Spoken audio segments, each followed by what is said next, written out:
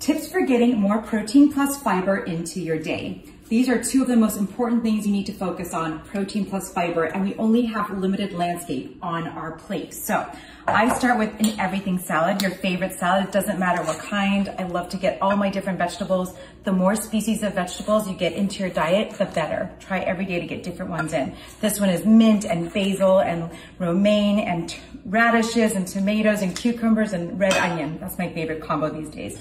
I'm gonna add more protein and fiber by getting some quinoa.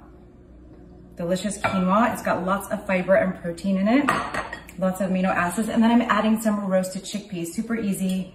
I roasted them in the oven, air fryer, 20 minutes at 400. I added some just sriracha and nooch, delicious. I'm gonna add my nut-based dressing for more fiber and protein. It's a maple mustard dressing. Voila, lunch is served. Try it, let me know what you think. And eat your vegetables, it will change your life.